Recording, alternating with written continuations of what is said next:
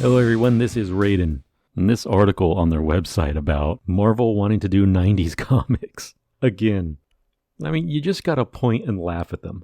I mean, it's just getting ridiculous at this point. I mean, they're just flailing about. They have no idea what to do or what direction to go. Like, so you want to go back and draw 90s style comics? Okay, here's a valid question.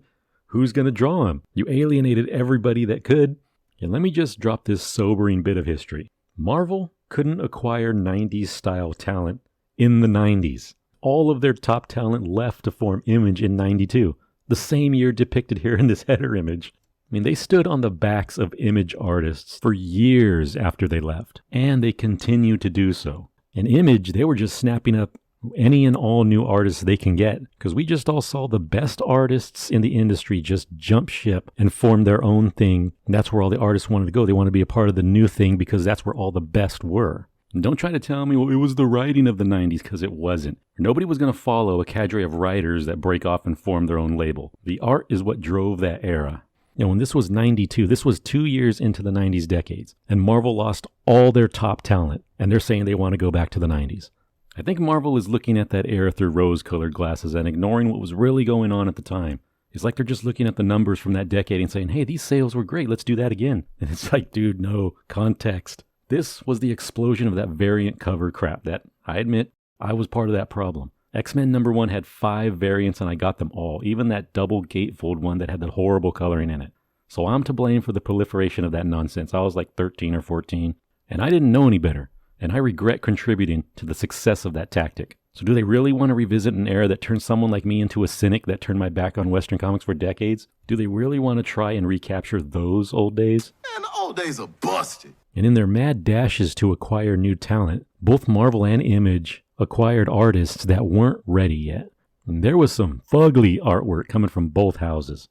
But it really didn't matter, and this ties into the whole look of how the books were styled in the 90s. Because what really mattered in the 90s was the detail style of the line art. If it looked a certain way, you were in, regardless of if you were ready to carry your own book or not. So let me give you just a small insight into my experience with Marvel in the 90s and what they want to go back to, apparently. And you will see the more things change, the more they stay the same. So after I got out of high school, I was drawing Western comics for a while, and then I discovered manga and I started melding the two. But after high school, I started trying to polish it up so I can send out submissions to different publishers. And what I'm showing on the screen right here is the oldest submission I could find. Now this is essentially what I was drawing back then.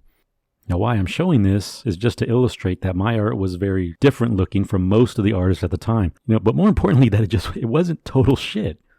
Well, at least in my opinion. Even looking back on it right now after all these decades, it's like, that's a little bit of all right.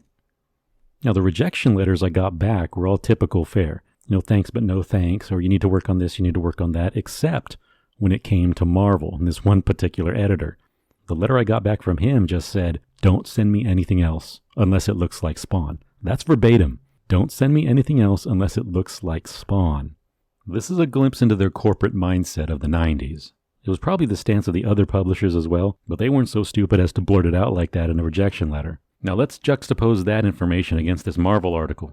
And what are they talking about? They're talking about McFarlane's universe and how he's bringing back that 90s style within it. And now Marvel wants to emulate that, follow his lead once again, and eventually fail at it once again. Essentially, he's been living rent-free in Marvel's head for over a quarter of a century.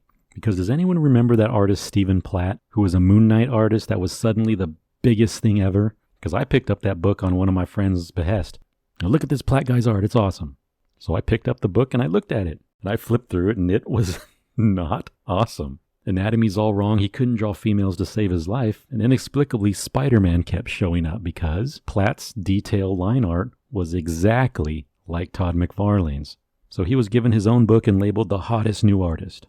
So now here we are in 2022. All the artists that could have possibly drawn in a 90s type style of artwork have been alienated by Marvel, and all they have left are these coloring book artists who rely entirely on the colorists to detail their artwork. But they want to go back to the 90s, where they could do nothing but ride the coattails of all the creatives that they drove out, just hoping to catch some of the scraps that would fall by the wayside, so they might possibly have a nibble of some success.